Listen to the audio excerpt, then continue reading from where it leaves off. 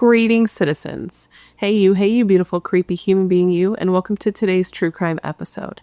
I'm so happy that you are here. I'm so happy that somehow in all of this that we're forced to deal with on the day-to-day, today you and I were able to find each other on this crazy little planet that we call home. My name is Brittany or BRATTERSTEIN, whichever you prefer, and today we're going to be discussing the murders of 28-year-old Andrew Bagby and his 1-year-old son, Zachary. In the early morning hours of Tuesday, November 6, 2001, a man was looking for aluminum cans in Keystone State Park, and this was in southwest Pennsylvania, when he found more than he bargained for. As he was scouring the ground for cans, he came upon a body. It was the body of a man who was lying face down in the gravel with a pool of blood beneath him, and it was clear that he had been there a while because there was a light layer of frost that had gone over the top of his body. This was determined to be the body of 28-year-old Andrew Bagby, a doctor at the nearby Latrobe area hospital. Now, almost immediately, those in Andrew's life had an idea of who may be responsible for what happened to him, because Andrew was the type of guy that everyone who knew him loved him. But there was one particular person who seemed to love him a little too much, to the point of it being an obsession. And this person did end up being arrested, and once arrested, a series of incredibly disappointing legal decisions led to this person having their freedom, and not just their freedom, but also access to Andrew's only child, a 1-year-old boy. This 1-year-old boy was Zachary, and despite the numerous warnings that the situation that baby Zachary was in was one that was unsafe, this person was still given freedom and access to this boy, which led to his murder in an unimaginable way. But before we get into all the details of today's case, if you have not yet had the pleasure, please make sure to join the Brat Pack by subscribing and ringing that bell. I put out a new video every single week, sometimes 2 a week, and I would love to hang out with you. Yes, you, specifically you, but I can only do that if you join the Brat Pack and become one of us. Now, before we get into all the details of this case, I first need to say a big thank you to the sponsor of today's video, and that is ZocDoc. Because if there's one thing I've learned throughout the years that I've spent on this planet, it's that your health really is the most valuable thing that you have. Things can change so fast, sometimes overnight, and you just wouldn't know if you weren't on top of it. I have come to realize just how important it is to take care of yourself, to be proactive, and to actually be comfortable with the care that you are getting, and ZocDoc can help with that. ZocDoc is a free website that lets you find and book doctors of many types, pretty much any condition that you can think of, from dental health to mental health, which are two things that are very, very important. We're talking about in-network appointments with more than 100,000 healthcare providers across nearly every specialty, from eye care to skin care and so much more. And these doctors are verified by actual patients, they are in your area, they take your insurance, and most importantly, they're available when you need them. And best of all, it's super easy. You can use their website to filter through doctors that fit your criteria and book an appointment instantly, so you don't have to deal with that phone call anxiety that I know that some of us suffer from. And by some of us, I mean me, specifically me. And not only is booking an appointment through ZocDoc easy, it's also super fast too, dude. Oftentimes you can get an appointment within 24 to 72 hours, but sometimes they even have same-day appointments. When I was pregnant, I quickly learned how vital it was for me to take care of myself and to just be comfortable. And comfortability, convenience, and reliability weren't 3 words that I typically associated with healthcare back in the day, but with ZocDoc, you really can. So if all of this sounds good to you as it does to me, and you want to try ZocDoc out for yourself, make sure to click the link in my description box at ZocDoc.com/BRATTERSTEIN to find and book a top-rated doctor today. And now I just want to say a big thank you to ZocDoc for partnering with me on today's video. It's partners like ZocDoc that make it possible for me to put out videos as consistently as I do. And a big thank you to you guys for always being so supportive of all of my sponsors. You rock, don't ever change. Now, with all that said, today I'm going to tell you the story of the murders of Andrew and his son, Zachary. I read all the things that you do not have to, and at the end of this video, I want you to answer the question of the day. I'm going to give it to you now so you can have it kicking around in your brain as we go through the details of this case, but of course, I want you to answer once you have something to go on. And the question of the day is this: what do you think could or should have been done to save Zachary, to prevent what happened to Zachary? Because it does seem to be incredibly preventable. Let me know all your thoughts in the comments below after we go through the details of this case. And now, with all of that said, come gather around and let me tell you the story of the murder of 28-year-old Andrew Bagby and his only son, 1-year-old Zachary.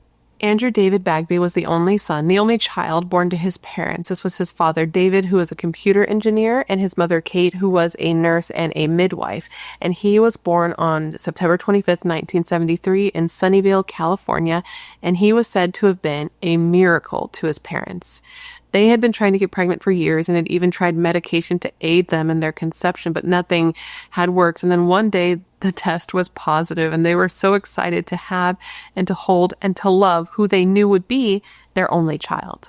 Growing up, Andrew was surrounded by love. He had a lot of family, both in the U.S. and in the U.K., which is where his mother was from. And he was said to be the type of child who was just doted on. And he was doted on because he was such an easy kid to love. Even from a young age, he was said to be incredibly thoughtful, and he was kind and charismatic and fun and had just like a ton of friends. That's something that was very clear throughout his life, is that he very easily made friends, and he made friends with everybody. He wasn't the type of guy who had like a specific clique that he fit into the best. He had tons of different friends from all different walks of life. And many of his friends after the fact said that if they had gotten married, or the friends that had gotten married would have all asked him to be his best man, to be their best man. He would have been the number one choice to be the best man. He was said to be warm and caring and empathetic and fun, and he loved sports and being outdoors and was big into his extracurricular activities, but still made time to absolutely dominate in his, studies. He dominated in his studies. He killed it at school, okay? He wanted to be a doctor, and so he worked hard to ensure he could have the future he wanted. First, he got a degree in science, but then he applied to join medical school, eventually being accepted into Memorial University of Newfoundland, which was actually in Canada, despite him being, born in California and getting his degree initially in California. He was offered this position, he's going to Canada. He was going to go to Canada. So let's move on to Canada. So life was looking good for him, right? He was inching towards his dream of becoming a doctor, and he was doing it in this new place that he had never been before. I don't know if he had never been there before, but this was a new place to live, a whole new culture, and a brand new place full of possibilities. And what was cool for him is he didn't have to do it alone, actually, because at the time that he was accepted to go to Newfoundland, he had a girlfriend named Heather, I believe was her name, and she decided to make this move with him, which sounds very serious, but the relationship actually didn't last. Once they were there in this new country living together, they realized that they were kind of better off as just friends, and they did stay just friends. They were really close even till the day that he died, but because they were separated, they were no longer together. This left Andrew single, right? Single, ready to mingle in a new country while he was, working towards his medical degree, doing medical schooling. And that is where he met a new woman. And this was a woman named Shirley. And let's talk about Shirley because she's something. So like Andrew, Shirley was American, or she was born in America. She was born in Kansas in 1961, but she did move to the Canadian island of Newfoundland when she was younger, when her parents divorced. So that's why she was in Canada when Andrew was in Canada, and how they met. Now, growing up, despite some issues that she and her family had that could have put a damper on her education, Shirley was said to have been incredibly smart. She was always acing all of her classes consistently throughout her years into high school, and it was very clear from an early age that she was destined to be very successful, and she planned to take advantage of that, right? She initially stated that she wanted to get a job as a nurse, but with her grades, people in her life were kind of like, why stop there? You don't have to be a nurse. You could be a doctor. And she was like, you know what, maybe I should. And so she ended up enrolling into the same medical program that Andrew was in. And this was at the Memorial University of Newfoundland. After a year, though, everything changed for Shirley. And that's because she actually got pregnant and gave birth to her first child. And this was a son. And she wasn't alone, though. Luckily, I forgot to mention this. But at this time, Shirley was married. She had a husband. And at the beginning of the time where she was a mother, right? And also in medical school, her husband did stay home with the baby so that she could pursue her medical degree. But after doing that for about a year of her juggling going to medical school and trying to be a present mother, she decided to just stop with school altogether, or at least put a pause on it. Her and her husband moved to a new place. Shirley ended up getting a job as a science teacher. I think she was actually a sub, if I remember correctly, because prior to going to medical school, she had gotten her degree in chemistry, so she could have, been able to be a teacher, I guess, with that, which I thought you had to do more substantial schooling specifically for teaching, but who am I to say? I don't know shit about shit. But that's what she did, and that job made it so that she and her family could have a more stable, calm living situation where she was more present. But then the stability that they had acquired from the foundation that they got from, you know, her having that job and the three of them being a little family was completely rocked when in 1985, she gave birth to her second child. This was a daughter, and this completely turned her world upside down because now it wasn't she who was going off to work and her husband staying home with the kid to take care of him. Now her husband was going back to work and she was the one that was being a stay-at-home parent. And now she was doing it with not one kids, but two, mostly alone, which fuck. Now here's the thing. Shirley had a lot of alone time with the kids considering her husband was out working, and she decided she was going to make the best out of her free time. And she used that free time to have an affair. And who truly has the time to have an affair while you are married and you're home alone with two kids? I really can't say. Well, I can say it was Shirley. Obviously, because that's what we're talking about here. Shirley did that. And her husband found out. Marriage, hella over. And so they separate. And Shirley actually ends up marrying the guy that she was having an affair on her husband with. She married her mistress. Is it called a mistress if it's a dude? She married her mistress. So she's married to this dude. She goes on to have yet another daughter, and within a year, that relationship is also over. That guy left, and she's now a single mother of 3 kids. 3 kids. So, single mom, 2 daughters, 1 son, because she was given custody of her daughter that she had had with her new husband, right? And what's crazy here is that after just a week of having sole custody of all 3 kids, she decided that it was too much for her, which, I mean, fair, it's a lot. It's a lot. I don't have 3 kids. I have 1. My mom had 3 kids. She did it alone. It sounds like a nightmare. Let's be very honest here, like a loving nightmare, but a nightmare nonetheless. Can you imagine the overstimulation and the touching? I can't, but she decided it was too much for her. So she actually gave her daughter to her daughter's dad and was like, you take custody of her. You can take care of her. I can't do this by myself. So now it's her with her 1 daughter and her 1 son from her first marriage. And she's trying to go back to school at this point. And very quickly she learns that this is way too stressful for her.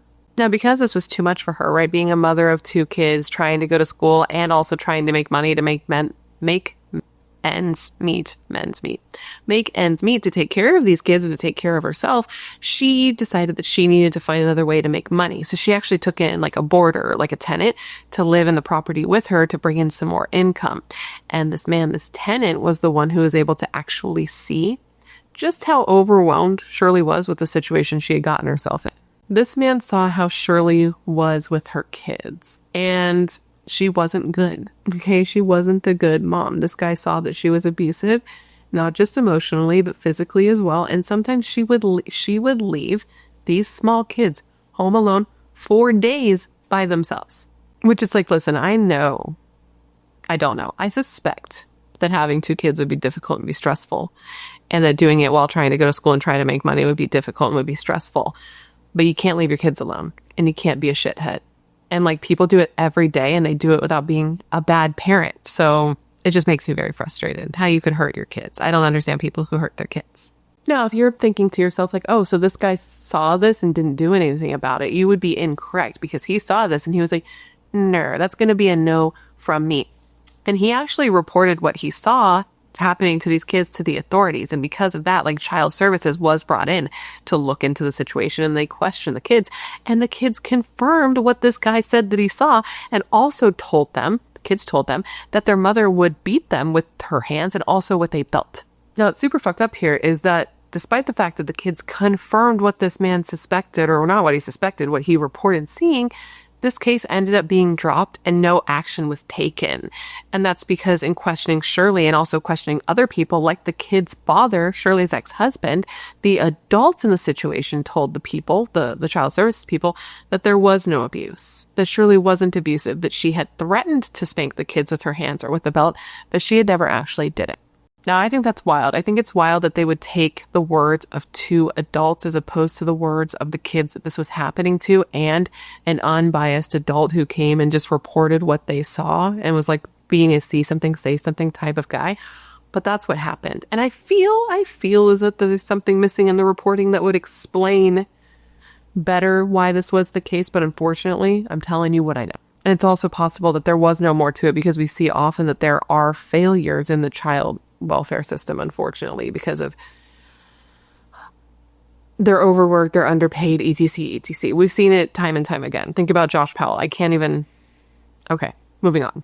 So Shirley, unpunished. Custody of the kids retained. She was able to keep the kids, which is like, why did she bother, considering she didn't really want them? I can't say, because within a year, she tried to do solo parenting again for one more year and decided that being a mother just wasn't for her. So she wanted to get rid of her kids, okay?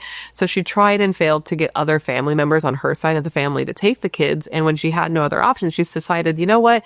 You two should just go back to live with your dad. And so she gave them back to their father and just decided she was done with it. She wiped her hands of it, which was a choice for many of reasons. But one of the reasons that I'm going to highlight here is because of the fact that she had taken out baby bonuses. There's something called baby bonuses on her kids. And this is something that they have in Canada. And essentially, baby bonuses are where like new parents are given money to assist in the financial hardships that can come with having like newborn babies and having to stop working. So she took out this money saying that she was using it to take care of the kids and set up like college funds. And then she gave up the kids and actually used the money to pay for things for herself, saying that once she became a doctor, she'd be reimbursing the money to her kids' college funds. But it didn't seem like that was actually ever her plan. She just wanted to be like a fair-weathered kind of mom. So now she was childless for all intents and purposes, and that made it so that she had all the free time she needed to go back to medical school at the University of Newfoundland, right? The Memorial University of Newfoundland, and she re-enrolled in 1993. She got student loans to help pay for her education, and she got her loans by saying that she was the primary caregiver for 3 kids, which was a lie. But it was while in this school she met her soon-to-be boyfriend, Andrew Bagby. Now, Andrew and Shirley, very different people. She was 12 years older than him. She had been married twice. She had been divorced twice. She had 3 kids, none of which she had custody of, which in my opinion is a red flag. We've talked about this. People disagree with me. I think it's a red flag to not have your kids and to not be fighting for your kids, to not be trying to be with your kids. And she was not. And then there's Andrew, and he's this young guy, fresh-faced, new to the area, new to the school, and newly single. And he seemed like a very good catch. I mean, he's going to be a doctor. She's going to be a doctor. She thought he was hot. And he was in a place in his life where, newly single, he just wanted to have some fun. And he found himself attracted to Shirley because she told him she too was in a place where she just wanted to have some fun.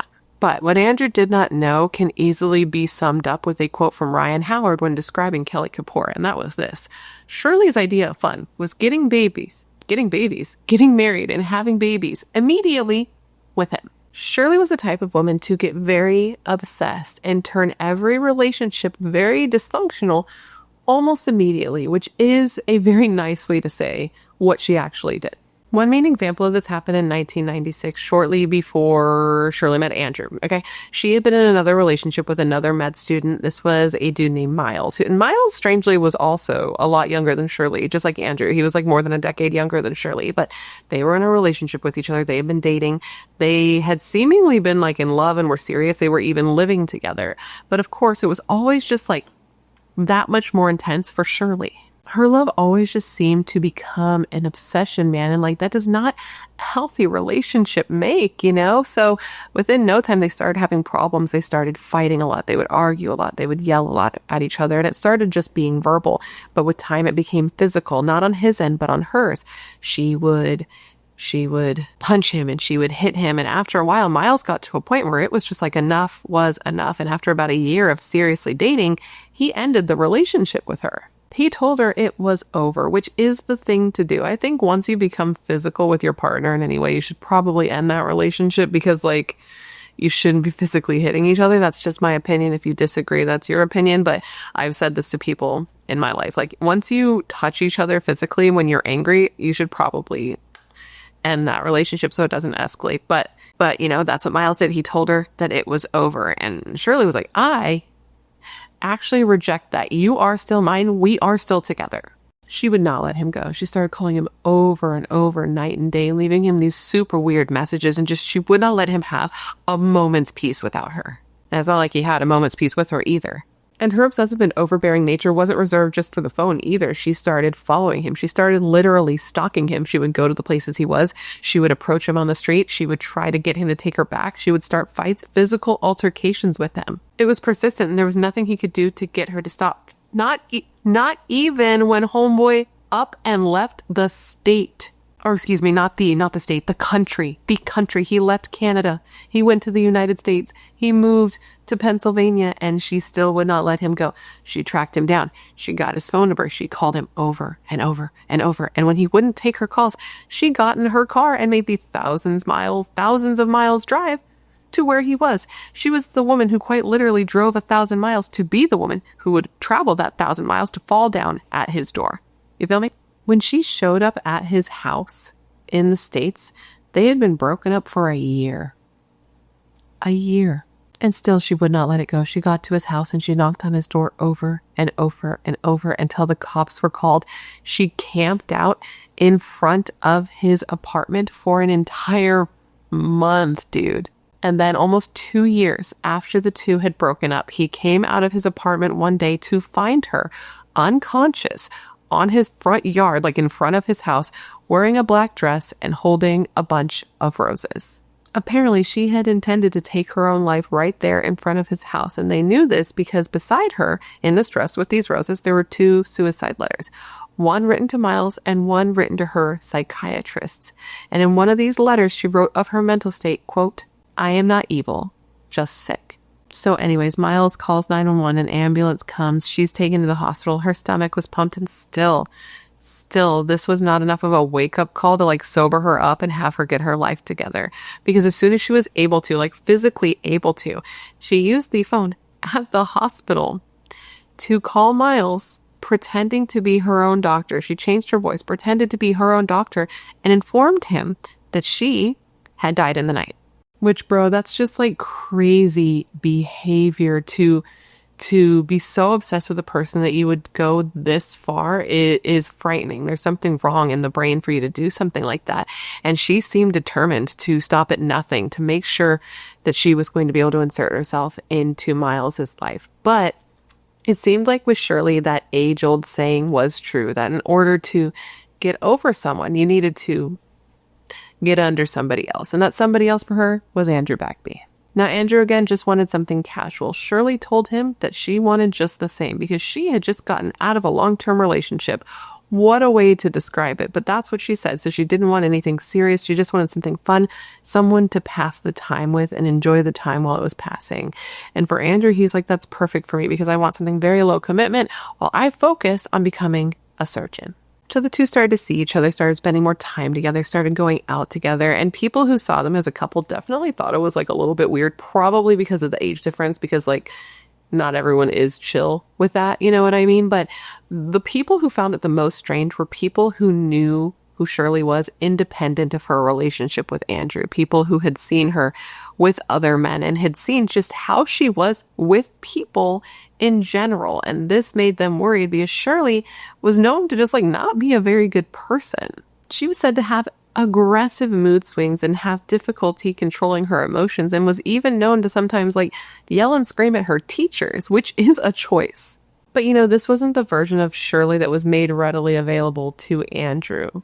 When she was with him, at least in the beginning, she kept it cool. She was cool as a cucumber and made him feel like she really wanted the same things as him, while internally she was quickly falling in love and becoming obsessed with the guy that she was just supposed to be having fun with. And the thing about Shirley is she had this way of slowly intertwining herself into Andrew's life. She did it so slowly and so subtly that by the time he noticed who she really was, right? Because she's hiding who she is in the beginning. And by the time he realized who she was, that she was no good for him and that he wanted to get out of the relationship, she would be so intertwined with him and his circle and his life that it would be difficult for him to implement the last step in the dentist system and separate entirely. For example, Shirley made a point to befriend Andrew's parents, which I do think is a strange thing for someone to do, especially someone in the type of relationship they were in. But I have had friends, like female friends, who do that sort of thing, so it's not that weird, but it kind of is.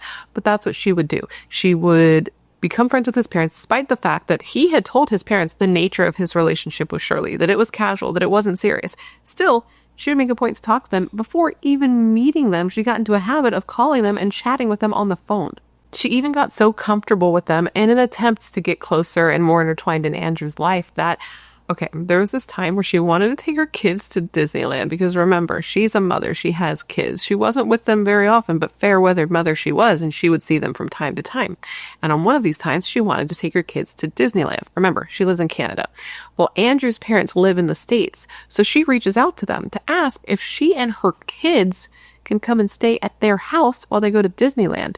And they actually let her, which again seems odd for a fuck buddy, but I don't think she ever thought of herself as that in her mind. I think she truly was kind of living in this fantasy world where she just thought that if she stuck around long enough, he would change his mind and they would fall in love. I think she was holding out for her fairy tale love story, her when Harry met Sally situation. She had even told friends that she was ready to be a mother and have another baby again, and she wanted Andrew to be the father of that baby.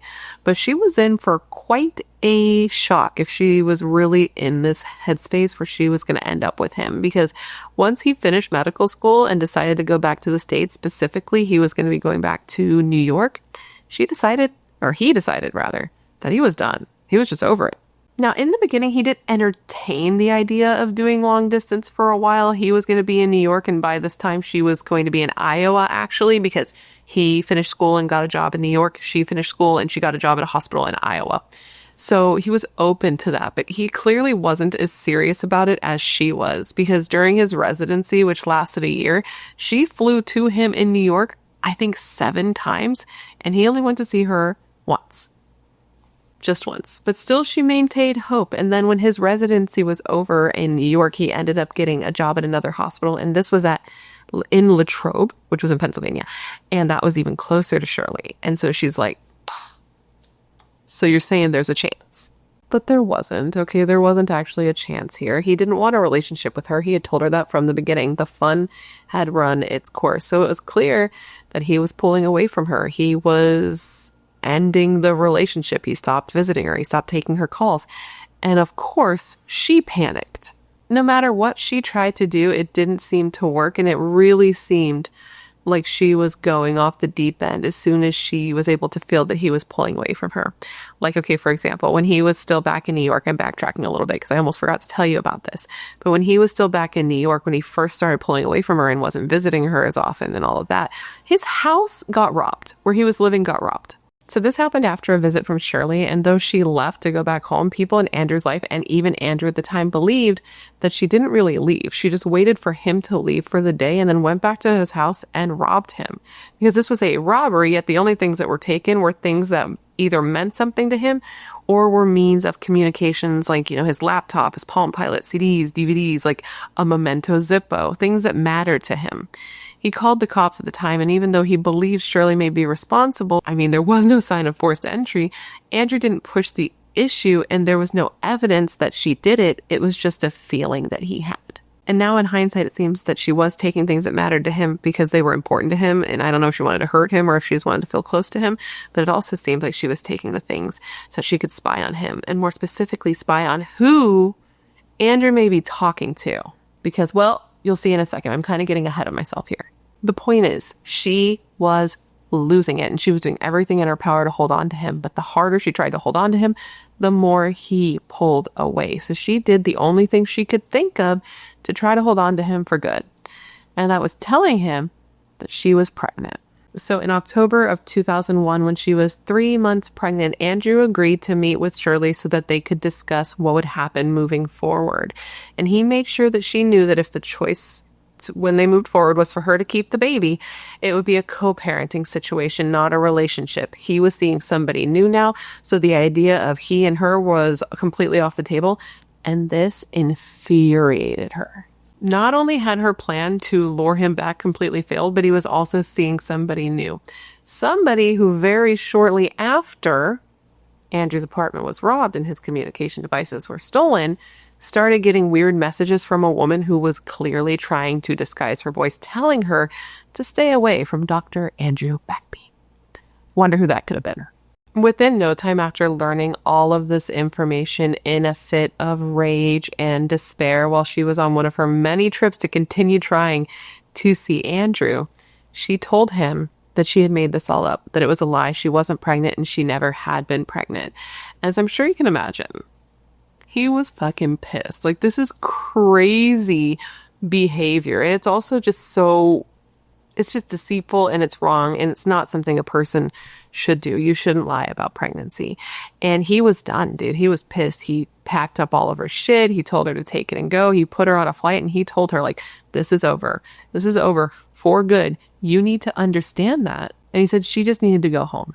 And so she flew back to Iowa. She got on that plane, she flew back to Iowa, and Andrew thought he was putting this chapter of his life behind him, having no idea that Shirley had other things in mind. And that's because though he put her on a plane to Iowa, the very next day, she showed back up on his doorstep. She literally got off that plane, went home, packed up her RAV4, and started making the 1,000-mile and 16-hour drive back to Andrew's home. She showed up there in the early morning hours of Monday, November 5th, just choosing to not show up for work herself. She just dipped, did not go to work, and started pounding on his door in the morning while he was just trying to get ready to go to work. On his way out the door, he told her he did not have time for her bullshit. He needed to go to work. But after she insisted, he said he agreed that he would talk to her at the end of the day when he was done with work. So he got to work that day, and he told his coworker, like, guess who showed up at my house again? And knowing what he had been going through, his coworker correctly identified Shirley as the culprit, and he said, yes, the crazy bitch showed up at my house again. And then he told this coworker that yet again he was going to let her know that they were over again, for real this time. At 5 p.m. that evening, Andrew Bagby left the clinic. He picked up a 6-pack of beer and headed out to meet Shirley in the parking lot of Keystone National Park off of Route 981. That following morning, November 6, 2001, at about 6 a.m., a man who was out searching for aluminum cans in that park found the body of Andrew Bagby lying on his stomach in a pool of blood in the gravel, covered with a thin layer of frost. Andrew's autopsy determined that he had been shot 5 times with a .22 caliber pistol. He was shot in the chest and the face while facing somebody, and it was said that the force of the shot caused him to spin around, and he fell face first into the gravel on the ground. And once he was down on the ground, he was shot 2 more times in the buttock, and then the final shot was to the back of his head. In addition to being shot, they were able to tell by looking at his body that after he was lying on the ground, after he was dead, somebody had kicked him pretty hard in the head, which led police to believe that whoever did this was very, very angry and that this was a personal murder. Once the man in the gravel was identified as Andrew Bagby, the police had the hellish job of informing Andrew's parents of what happened to him. But unfortunately, it didn't happen exactly like that. Kate, Andrew's mother, was at work when she received a phone call from a police officer in Sunnyvale, California. And this police officer just informed her that she needed to call the coroner in Greensburg, but didn't give her any additional information. Didn't tell her why, just told her she needs to do that. So immediately she called. She needed to figure out what was going on. And after being bounced around from person to person, she was finally informed that her son was dead under suspicious circumstances. And in learning this news, she fell into herself in complete shock. She couldn't believe what she was hearing. And once she finally composed herself enough to continue having this conversation, she was told that her only child was found dead in Keystone National Park, and he was shot to death. So immediately she gets off this phone call, she calls her husband, and she tells him that they need to make this trip to Latrobe to identify their only child's body. Meanwhile, police are at the crime scene and they're processing the scene and getting all the evidence that they can. The things that they're able to find is that there is 1 unspent round, on the ground, and they were also able to retrieve the bullets that were inside of Andrew's body, which showed that he had been killed with a .22 caliber pistol. They also were able to find a witness, and this witness said that the night before they had seen Andrew's car parked alongside an SUV, but the next morning only Andrew's vehicle was still there. Now, there was no murder weapon at the scene, and there was nothing about the scene that pointed them to anybody in specific. But what did point them to somebody specific was the interviews that they had with family and friends. Like, quickly, family and friends were like, oh, that was Shirley. This was Shirley. For sure it was Shirley. They told the cops all about the tumultuous relationship that the two had, the way that she was with him. And they also talked to his coworkers who told the police that Andrew had planned to meet this mentally unstable woman in this park the night that he was killed. And that he was going to be ending the relationship for good. And that was something that she would not have been cool with. And hadn't been cool with up to this point. So police naturally need to find Shirley and question her. And wouldn't you know it, she was back at home in Iowa, snug as a bug in a rug. And when they got her on the phone, she seemed upbeat. She seemed positive. She seemingly had no idea that her ex-situationship had been murdered. And once she did learn, she was just very cooperative. She sat and she answered questions, but she wasn't exactly answering them honestly. She was asked when she last talked to Andrew, and she said Sunday when she took that plane ride home, apparently thinking that maybe Andrew didn't tell anybody that she had shown up at his home on Monday morning. But police didn't let her know, like they didn't let on that they knew that detail at this point. So they're like, oh yeah, you saw him Sunday? That sounds legit. But they knew she was lying. While on the call with Shirley, they informed her that Andrew was dead, and she responded with, quote, "Are you sure?" And when they said yes, she got quiet for a very long time. And once she was finally able to compose herself enough to speak, she told the cops that she and Andrew loved each other. She said the two didn't have a commitment to each other. They were able to date whoever they wanted to, but that they did love each other and they did respect each other. So they were very open with the fact that their relationship was open, and said that the night that Andrew put her on a plane to go home, he had told her that he had a date lined up for that night. So the two of them just had a very mature relationship. As far as for an alibi, she said that when Andrew was killed, she was at home. She said she got home on that plane ride after Andrew put her on the plane and sent her home, and she hadn't left since. She had called in sick to work on Monday because she had a migraine, and then just went back to work on Tuesday like normal. The cops then asked Shirley if she owned a gun, considering we know that Andrew was shot to death, and she said she did. She said that she owned a small pistol and said that she would be happy to bring it to the police station so police could look at it, check it, and make sure that it wasn't a gun that was used, right? She was trying to be as cooperative as possible. And they were like, yes, we would like you to do just that. We'd like you to come to the station so we can take a written formal statement, so that we can take the gun and we can test the gun and all that jazz. And she agreed. But then a few hours later, she called the police station to inform them that her gun was gone. It was just missing. And when she was asked what she believed happened to her gun, she responded with, quote, "My best guess is that I can't see somebody coming into my apartment and going into my closet and knowing it was in that case and just taking the gun. I mean, I have other things here. You would think somebody would steal. This is what they wanted. So my best guess would be, must have been while it was in the car. And it had on occasion been in the car for a full day and maybe even overnight by accident. I always try to lock my car. I'm really good about that as well. So I really don't have, any explanation." So that was her story, but it would change because at one point she even tried to say to police that she thought she gave her gun to Andrew, that that's what happened to it. And they believe that this was an attempt for her to try to make police believe that somebody else had killed Andrew with her gun after she had given it to Andrew, which seems ridiculous. But moving on. She was asked if she brought this gun with her the last time she had visited Andrew, and she said no, that she didn't believe that she would be able to take the gun on a plane even if she wanted to.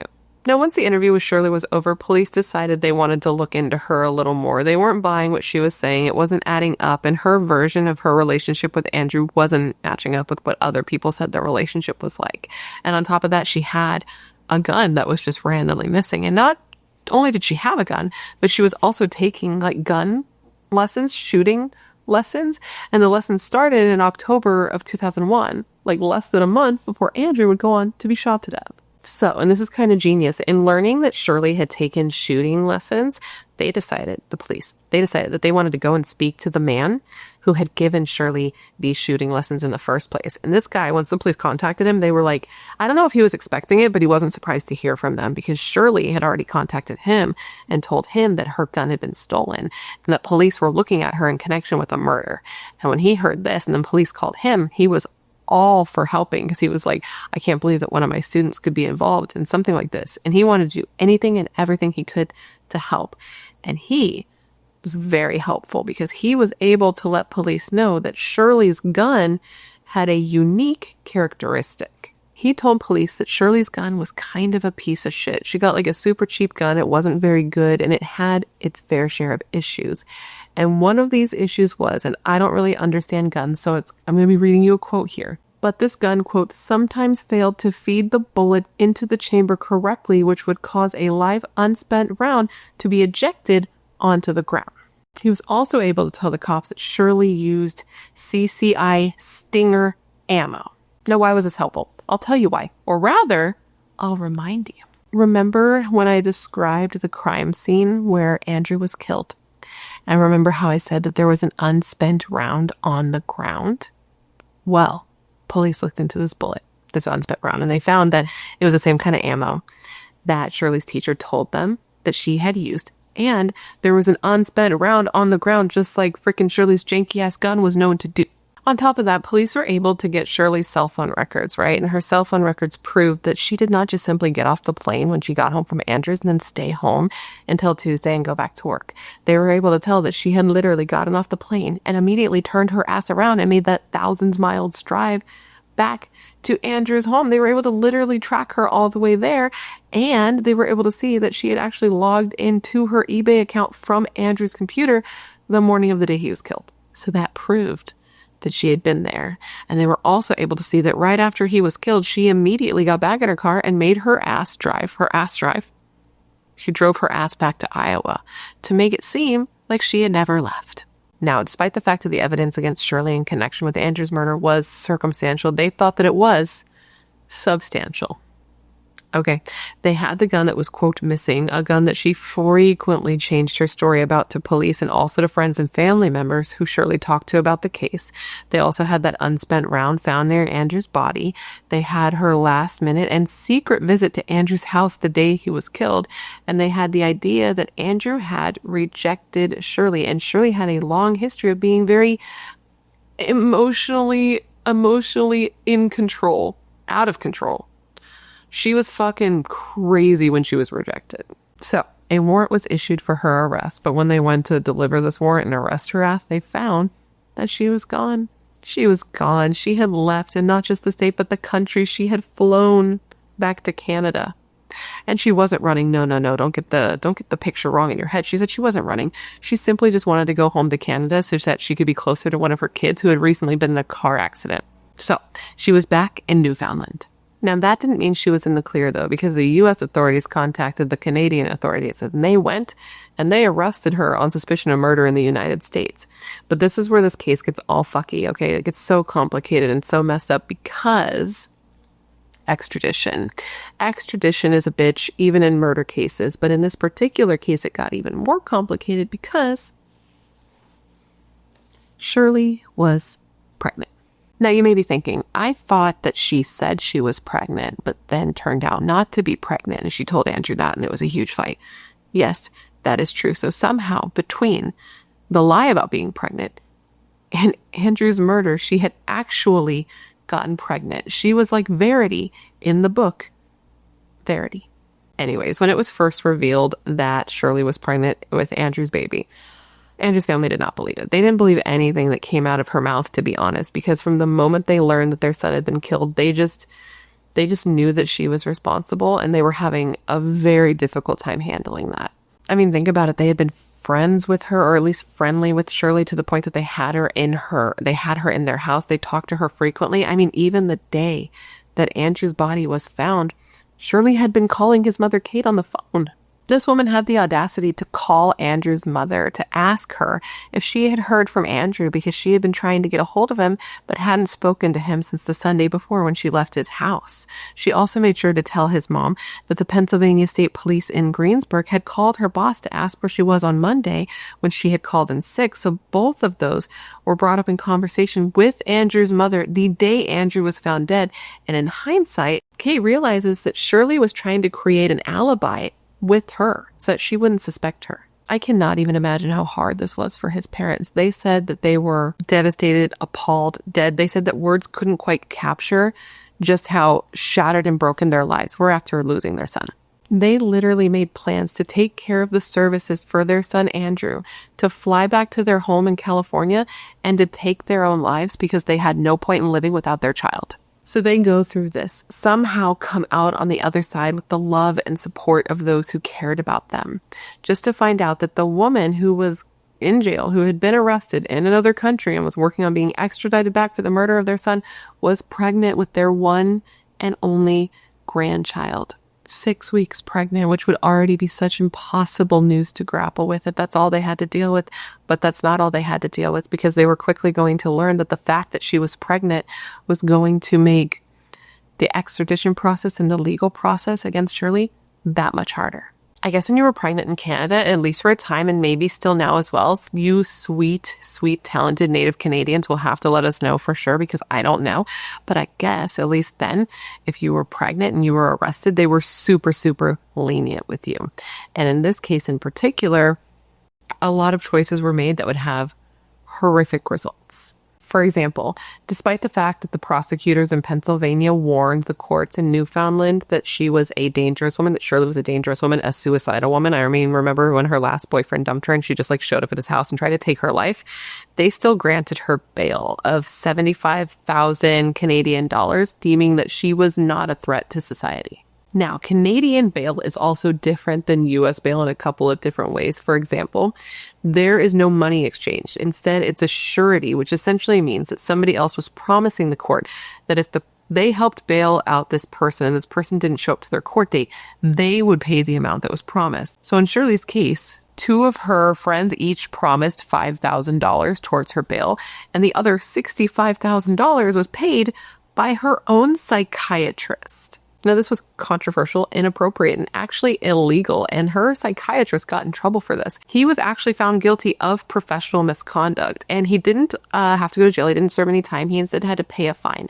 And if he didn't pay this fine, then he would no longer be able to practice being a therapist anymore. So even though he did this, he was still allowed to be a therapist as long as he paid a fine. And this is something that Andrew's parents had a huge issue with, especially considering where this case ended up going. They wanted this doctor to get a much harsher punishment to set a precedent. And Andrew's father, David, said of this, quote, "What Dr. Doucette did for Shirley Turner is not acceptable, and that has been said loud and clear." But what was done, and Shirley was released. But of course, she was released with a list of provisions. She had to give up her passports and she had to do weekly check-ins with the RNC, but she was free while the U.S. worked on getting her extradited back to the U.S. to stand trial for Andrew's murder. Meanwhile, Andrew's parents are working hard to do whatever they need to do to ensure that they end up getting custody of the child that's growing inside of Shirley. They were certain that she was going to be found guilty for their son's murder, and they knew that this baby was going to need somebody to take care of them, and that this baby was going to need all the love and support and hope and a stable family that they could have, especially since they were starting from such a dark place. Now, in order for them to even have a chance of getting custody of this baby, they had to petition the court for guardianship and all that. And they thought in order to do that, the best thing that they could do to make this as smooth a process as possible so that they could get this child was to move to Canada. So they did that. So on October 16th, 2002, 8 months after his father was murdered, baby Zachary was born.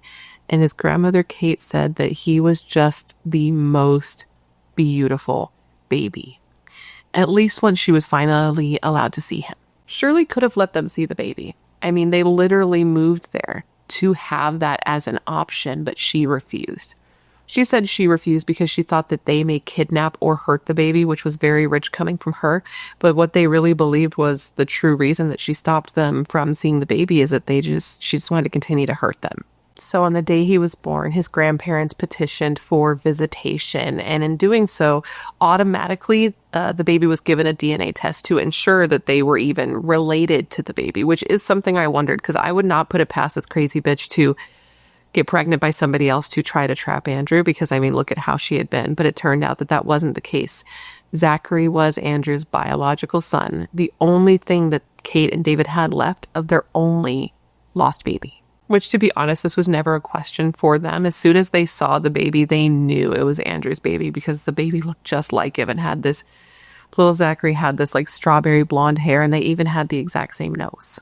And apparently he was just like his dad in temperament too. He was like always happy, always smiling, and loved to be cuddled, especially by Kate. He definitely seemed to prefer Kate to Shirley. And this was something that later even Shirley acknowledged when on Zachary's first birthday, Shirley said to Kate, and I quote, "He obviously loves you more than me, so why don't you just take him?" And I mean, obviously she wished she could. But I've gotten ahead of myself a little bit here. David and Kate were granted visitation, but they were only able to see their grandson sparingly. Every other minute of the day, he was left with his mother, Shirley, and his sister. Because remember, Shirley had 2 daughters. Well, after she moved back to Canada, one of her daughters came to live with her. So now she found herself in the same dynamic she had been in previously, a dynamic that we know from history she was not very good at, and that was being a single mother to 2 kids. The only difference is this time she had many options of what she could do if this became too much for her. 1, she could send this baby boy to live with his grandparents who desperately wanted him in their care in the first place. And 2, after Zachary was born, Shirley actually met with Child, Youth, and Family Services. And they did note at that time that she had increased stress levels and was therefore provided with money, bus passes, and counseling. Plus, they told her that if it all became too much, they would have a foster family lined up for Zachary at any given time to take him from her.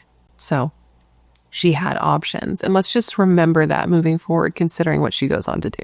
She had options and she had time to make different decisions, better choices. And for a time, it seemed like she was going that route. Like for a time, she started letting Kate and David see Zachary more. And she even sat down with her own attorney and told her attorney that if she was convicted, she wanted Zachary to go with his grandparents. And they were so excited at the idea of being able to have him in their home. And for a time, they even got to. After a legal scare where there was concern that Shirley was going to have the charges against her dropped due to a clerical error, the judge handling her case decided that Shirley should actually have to return to jail while awaiting the decision about her extradition, which I don't really understand why if her bail was posted, but laws, Canada, hoo-ha. But because of this, because she ended up going back to jail, this made it so that David and Kate finally had access to their son, or their grandson. They wanted him to be their son. It's heartbreaking. They finally had access to their grandson without having to sit there and play house with their son's murderer, which prior to this is what they had to do. They had to play nice with her. They literally had to sit and pretend and be nice to the woman that they knew had killed their son. And they said that that was the worst part.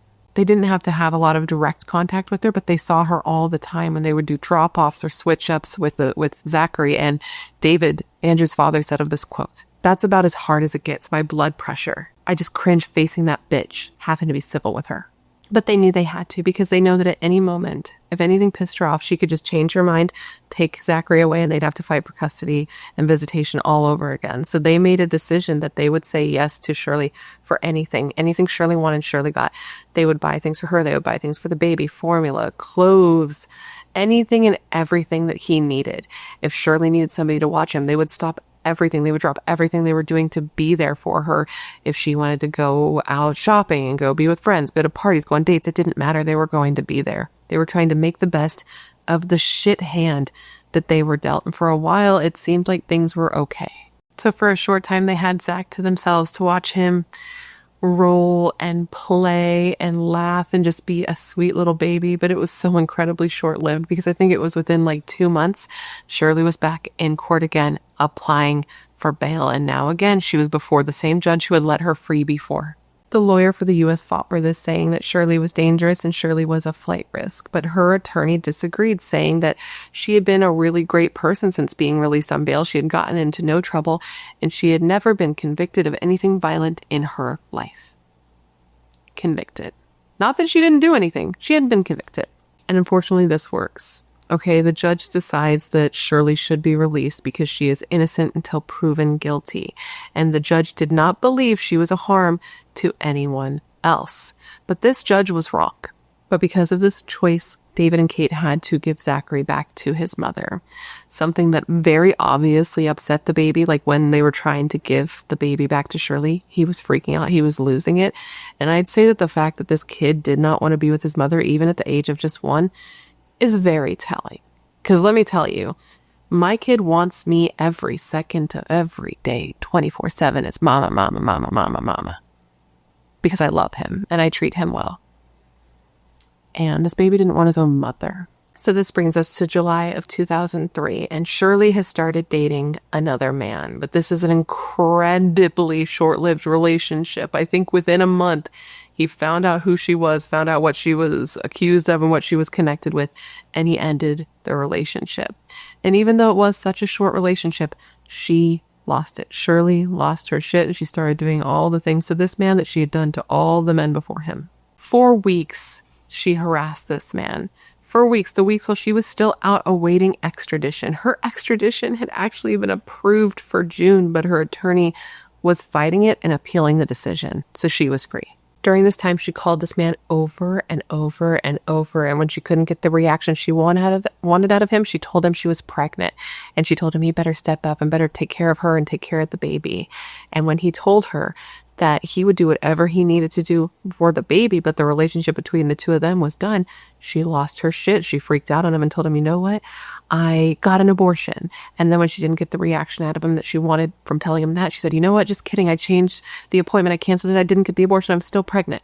It got so bad that this man called the cops on her several times. But unfortunately, he never pressed charges against her because he didn't want to be connected to her in the media in that way.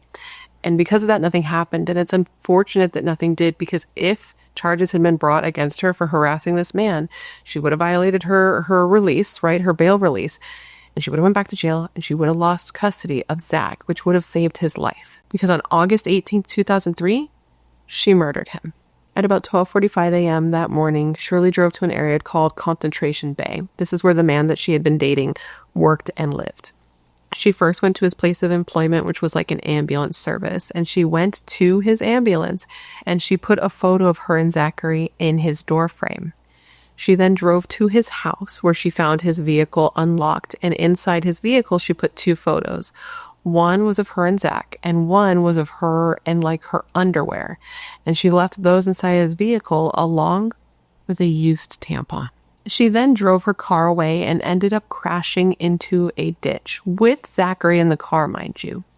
She then got out of the vehicle and started walking down towards Foxtrot Marina, which marina, there was water, right? Okay. She then consumed several lorazepam pills, which were pills that she was prescribed by the same doctor who helped her get bail, and then proceeded to feed baby Zachary a bunch of Ativan. They believe that she crushed it up and put it in his bottle. She then walked down to the end of a wharf, which looks like a pier, but it's a lot bigger and it's used for ships. She strapped baby Zachary to her chest, and then she jumped off the end into the water, and both of them drowned. That same day, but in the evening at about 7 p.m., a couple who was vacationing and was walking their dog along the beach discovered Shirley's body. So the police and the Coast Guard were called in, and shortly after discovering Shirley, they discovered the body of baby Zachary lying on the beach not too far from his mother. With that, Kate and David were called again to be informed that there was yet another murder committed at the hands of Shirley, and now it was their only grandson. Now, this was incredibly shocking to the community, to the family. They were enraged, okay? They had been doing everything in their power to make sure that this woman was brought to justice. The U.S. government had been doing everything in their power to make sure that the Canadian government knew that she was dangerous, she was suicidal, that she was all the things that she went on to prove to be in this moment, but yet she was still free. And his parents, Zachary's grandparents and Andrew's parents, were so upset that they even had a fleeting fantasy of going and murdering the judge who had granted Shirley's release both of those times. It's something that they didn't go through with, obviously, and it's good that they didn't. But can you imagine the type of pain and rage that would be inside of people to make them even consider that? They were pissed. They were pissed that this happened. They were pissed that there was no justice for their son. They were pissed that there was going to be no justice for their grandson. They were pissed at all the wrongdoings that were either in their opinion or factual or seemingly being hidden by and suppressed by the Canadian government. And Andrew's father, David, said of this in part, quote, "We believe that Shirley Turner bears 100% of the responsibility for the murder of our son, Andrew. We believe that the system helped her to kill our grandson, Zachary. Nobody will ever know exactly how Shirley Turner convinced herself that it was okay to kill a baby anyone's baby, but particularly her own baby. And I don't care how she did that. It doesn't matter how she did that. What matters is that we knew from the record of the extradition case that she was almost certainly a monster. We knew, and we can't see how the judges and lawyers involved in the extradition could not have known. And still, we left her free on the streets. This is a very special category of person who can set out to deliberately kill another, plan the steps to kill someone, and then carry out the plan step by step to make someone die.